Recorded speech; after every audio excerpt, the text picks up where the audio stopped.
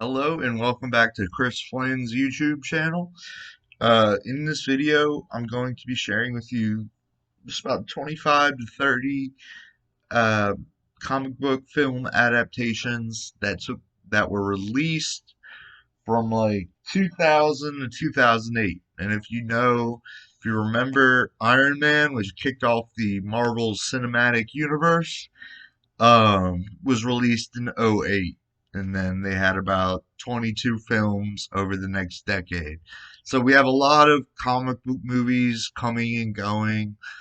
I know COVID sh shut down the release schedule for a year, but I just wanted to do a deep dive into the history of comic book movies. I don't have anything. I own movies that were released before 2000. But I'll save those. Those are on VHS tapes, and I'll save those for another video. I'm just doing my DVD collection, more specifically my um, comic book DVDs, comic book movies, movies based on comic books on DVD from the year 2000 to 2008. So, what do you say we get started? Thank you for my new subscribers. I got 2 new subscribers. I thank you so much for doing that, and please stay tuned for the rest of this video and so many more videos coming down the pipe. Um, I know a lot of you may know me for my music reviews. I just did one for Gary Newman's new album, and it was a huge success. It's approaching 300 views. So hit that sub button if you like what you see and you believe in my journey and wanna walk it with me. All right, guys, let's dive in. So first of all, we have 300, which was based on the graphic novel written by Frank Miller and Lynn Varley.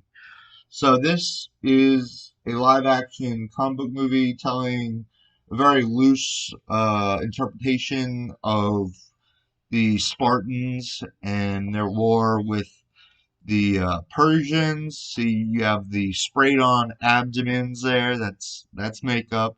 Sure, there's some muscle under there. They were in shape and all, but it was sprayed on. This is Gerard Butler, a famous actor who stars in it. And it's pretty good. It doesn't really hold up. After you watch it once, you pretty much don't need to see it ever again. And it's very pro-military, very pro-sexualization of women, pro-violence. But then again, a lot of these comic book movies are that. So if you're watching this video, just know that going in. If you have kids or something, or you yourself don't care for them, then change the video now. But if you'd like to stick around, let's move on to Batman Begins, released in 2005. I have Batman with Jack Nicholson and Michael Keaton on VHS, and I have Batman Returns with Michael Keaton and the Penguin and all them. I don't have Batman Forever, and I don't have Batman and Robin, the two '90s Batmans with like that were awful, just so bad. No one likes those movies; they're just terrible. But they decided to give it another go in 2005 with this movie. I saw it in theaters. Tell the origin story of Batman. I won't give anything away. Just go watch it. It's a great movie, and it's my favorite of the Dark Knight trilogy. I'm sure we all know the Dark Knight is Batman because of the success of those films and the unfortunate death of Heath Ledger, who played the Joker in The Dark Knight, which is a sequel to Batman Begins. Next up, we'll do three at a time here. We got the Blade trilogy, Blade, Blade 2, and Blade Trinity. These are fun movies starring Wesley Snipes. The first one has Chris Christopherson in it, classic, great actor. And then Blade Trinity it has Ryan Reynolds and who is the girl in this? Jessica Biel. Haven't seen her too much, but she's really hot. So fuck it, it's a comic book movie. We want hot girls in there, right? Lots of action. Basically, there's a war between vampires and humans, and then this guy Blade is has half human blood and half vampire blood. They explain that in the beginning. I'm not giving anything away. Um, and then the movie goes on from there. You can imagine what kind of crazy shenanigans this half blood um, can come up with. So, anyways, they're fun movies, and they are going to be in the MCU now that Disney owns Fox. They are planning on rebooting the Blade series, but this is where it started at all. And actually, now that I think about it, this movie came out in 1998, didn't it? When did this movie come out? Of course, it doesn't say on the back. Yeah, it doesn't say, but I think it came out like 97 or 98. So this is one of the earliest of the big budget comic book movies before even X-Men 1, which came out in 2000. Of course, like in the 80s, you had Superman. 70s and 80s, you had the Superman, four Superman movies. And then 19, I think 88, we got Batman. Maybe 89. We got four Batman movies, and then Blade comes along and ahead of its time. Next up, Constantine, starring Keanu Reeves. Keanu Reeves made such a comeback with his career lately, rebooting Bill and Ted. John Wick's trilogy is great. Go see those movies if you haven't already. Great action flicks. This one came out in 2005, and he plays it's more of a religious story, but it doesn't like, if you're not religious, you can still appreciate it. And if you are religious, you might be a little offended. Or you might like it. I don't know. I'm not very religious, and I love this movie, so that's all I can really say. Basically, Keanu Reeves kills demons, madness ensues. Fuck yeah. Next up, Daredevil. This movie gets made fun of a lot because Ben Affleck and Jennifer Garner, two corny actors that somehow keep getting roles, and no diss to them, but um, this movie is so bad. But I did see it in theaters back in, when did it come out? 2000. It doesn't say. I think it came out in like '02, '04, '03. It was definitely early 2000s. I remember seeing it when I was in high school. Um, and this movie um, tells the story of Daredevil, who's a very interesting superhero. And then you see Elektra here also on the cover, played by Jennifer Garner, who was big at the time. Um, Basically, Daredevil is deaf. Not deaf, blind since since childbirth. No, since an accident he had as a kid. He went blind, and then he developed his hearing, so he like uses vibrations and different sounds to move around. And he has a billy club with a whip with like a long rope on it that he uses to get around New York City. Everybody knows who Daredevil is. You're watching this video, you know who Daredevil is. He's cool. Just the movie needs to be completely redone. Of course, there's the Netflix series, which is better than the movie, but a little on the boring side. But then again, I don't really care for binging shows. I know I'm weird. I don't watch Netflix. Every now and then I'll put something on, but I never finish anything. And there's a new Army of the Dead movie on I want to check out. I'll probably watch that beginning to end. But other than that, a bridge too far? I don't know. You decide. So next we have The Dark Knight. This is a sequel to Batman Begins. And it stars Christian Bale as Batman and the late Heath Ledger as Joker. And it has a very star-studded cast: Gary Oldman, Michael Caine, Aaron Eckhart, Maggie Gyllenhaal, Morgan Freeman, Christian Bale, Heath Ledger. And it is a very iconic movie, just for the surroundings, just for how good it is, plus the background, like the production, and the death of Heath Ledger catapulted this movie to epic heights. And then you got the sequel to it, Dark Knight Rises. Now this came out in 2012, I think.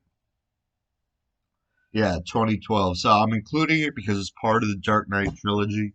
But I know in the beginning of this video I said 2000, 1998 to 2008. Yeah, Dark Knight Rises rounds out the trilogy, the Dark Knight trilogy of Batman, and I know DC is trying to get some more Batman movies. They made the Joker film, which I love, and now they have the guy from what is he? Twilight, the guy, main character in Twilight, not the girl, the guy, um, starring as Batman in a movie called The Batman. So that should be pretty interesting. Another comic book movie here is From Hell. This is based on the graphic novel by Alan Moore and Eddie Campbell. Tells the story of Jack the Ripper and the police hunt to hunt him down. Very good movie, very entertaining. And of course, you find out who the killer is at the end, but I won't tell you who. Don't worry. Alright, next up is Ghost Rider. My girlfriend loves this movie and the second one. I only own the first one. It has Nicolas Cage in it, and he's a great actor. I love him, especially his work in the 90s, like Face Off and The Rock and Con Air. He has done much recently. He's been like National Treasure and of course Ghost Rider. Ghost Rider is the demon sells a soul to the devil and rides a motorcycle and has a flaming skull. Badass. Next up, Hellboy 1 and 2. This is Hellboy starring what's that guy's name? Ron Perlman as Hellboy, not the guy from Stranger Things and the reboot that came out 2, 3 years ago. And then Hellboy 2, The Golden Army, it's a direct sequel. These are really good movies. Some of the better comic book movies ever made. They were directed both by Guillermo del Toro, who has fantastic filmography. So go watch the original two Hellboy movies. Very cool. Next up, we got The Punisher and Punisher Warzone. Yeah, I got this from Blockbuster. It has a Blockbuster sticker on it. Way back in the 2008, right around when they went out of business because of Netflix. No hard feelings. I don't really care. I worked in a Blockbuster and a secondhand, like a mom and pop movie store. Anyways, I'm not getting off topic. We have The Punisher, starring Thomas Jane, and who else is in this movie? John Travolta plays the bad guy. Forgot about that. Should watch this again. And it tells the story of Welcome Home Frank. Frank Castle is the Punisher, and that's the comic book story they chose to create along with the origin story in this film. I've never seen Punisher Warzone, and I hear it's really dark and kind of creepy, and it doesn't star the same actors as Punisher as some other guy. I don't know. Ooh, I'm actually curious to find out. Ray Stevenson. Sorry, I don't know who you are. Next up, Scott Pilgrim vs. the World. This movie bombed in theaters, but it's become a bit of a cult classic lately. It's based on the book series written by Brian Lee O'Malley, the graphic novels author. It stars Michael Cera uh, from Superbad and Juno. And he has to fight his ex-girlfriends and their boyfriends to be able to do something. I don't know. It's an okay movie. I think it's a little overrated. Next up, and we're about halfway through here, guys. So just stick with me. We're gonna get through this. Got about 10 more movies to go through. Sin City. This is based on a graphic novel. Has a star-studded cast. So you got Bruce Willis. You got um bunch of people. Maybe it's not as star-studded as I remember, but it does have. It's a good movie. It's little vignettes that are sort of artfully done, kind of like 300, only more artsy and militaristic. Alright, so these movies helped propel comic book movies to where they are now. This is the original Spider-Man trilogy. One, two, and three. Of course, the third one everyone hates because he's like emo and he's like dancing one. bar stools. It's just so stupid. But these first two, I would argue the first one's the best, but a lot of people say the second one is the best. I don't know. You be the judge. But yeah, Tobey Maguire is Spider-Man, and he's great. I love these movies. When I was in high school, went to go see them in theaters. Great movies. You got Green Goblin in this one, and Doctor Octopus in this one, and then you got Venom in the third one, along with Sandman. All right, moving right along. So in the 70s and 80s, there was the Superman movie starring um, Christopher Reeve, the late Christopher Reeve, who was injured, obviously everyone knows, and then passed away a few years ago. But they rebooted or brought back the Superman character with Superman Returns, if anyone remembers this movie. It stars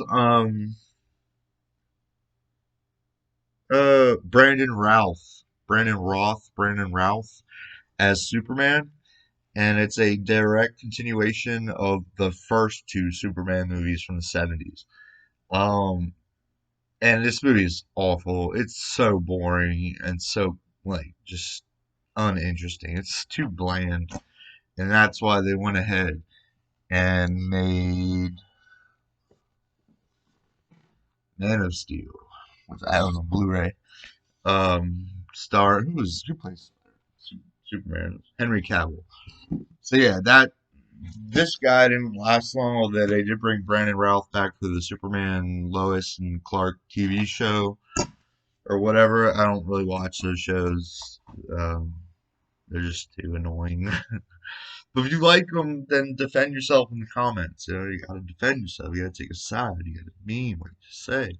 So drop your comments in the comment section. And while you're at it, drop a like or a thumbs down. And be sure to subscribe. So we're not done yet.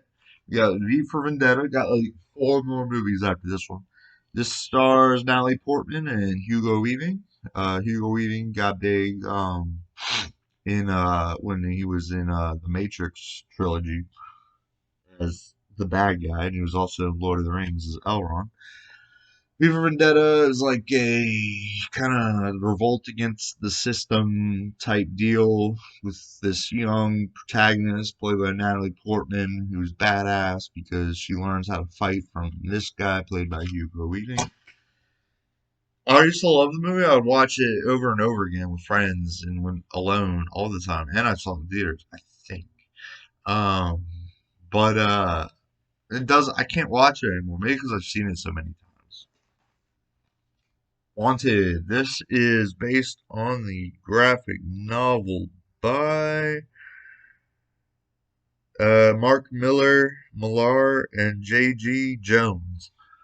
And it's got Angelina Jolie. It's a good movie. I remember watching this with one of my ex girlfriends back in the day when we were still dating, and watched it with her family actually. And but yeah, it's okay. It's a typical action movie based, but most people don't realize that it's based on a comic book. Another one based on a comic book is Watchmen, or graphic novel rather. Um, you love this, you hate it. It's Zack Snyder again. Zack Snyder directed 300, some other stuff, and then did Watchmen, some other stuff, and then did Man of Steel and Batman vs Superman and Justice League, and then he redid Justice League, and now he's working on He's Dead, Dawn of the Dead. He's had a pretty extensive career. He's made a big mark in the comic book lore universe of film. Watchmen, I saw it in theaters and really enjoyed it. Now it's boring. But some movies that don't get boring as you watch them is the original X-Men trilogy. This is the first one, and you said 1.5 because it was this version of the DVD released right before X-Men 2 came out to build up hype. It has a bunch of special features. You can find this anywhere. It's not rare or anything. X2, X-Men United, and then X3, The Last Stand. I'd say X-Men is like one of the first times a big budget was given to a studio to create, or a studio gave a re- produced and released a big budget movie based on comic books, and everything was riding on this film, X-Men 1. And it did so well, it was so well received by critics and fans, which is hard to do these days. You can either please one or the other. But this was so well received by fans and critics, not without complaints. Like Rogue is like this shy little imp that's useless in this movie, but in the comic book she's like badass and like fighting, taking stands and everything. Yeah. X-Men's a good movie. X-Men 2 is another good movie. So you got Wolverine, there's Rogue, Storm, we got Cyclops, Jean Grey, Professor X, what's that? Magneto and Iceman, and everybody's on it. Very cool movie. Saw it in theaters. Both. I think just the second one is and the third one. But people hate the third one. It's okay. It was just trying to give us X-Men Excelsior to begin with. There's so many characters and so many X-Men plots in X-Men 3: The Last Stand. It's too people say it's too much, but if you like the comics, you gotta watch it at least once because it's at least X-Men at the end of the day. Alright guys, well we've reached the end of the video, 20 minutes in, 21:30. Please subscribe if you enjoyed this video and leave comments on any movies that I may have missed that were released between 1998 and 2008 that are superhero movies. You can tell me what your favorites are. I'd love to hear it. I really would. Um, and if you're one of the young guns out there and you've never heard of any of these movies or like only one or two, leave a comment. Just be like, learned a lot from your video. That would be nice to hear. And if you hated it, you can leave a comment too. But yeah, hopefully this was a good little history lesson, and hopefully I'm preserving quality films that will be remembered for a long time. Not all of them, but at least some of them. Alright guys, thanks for watching. Please subscribe, like, comment, and share. And have a good day.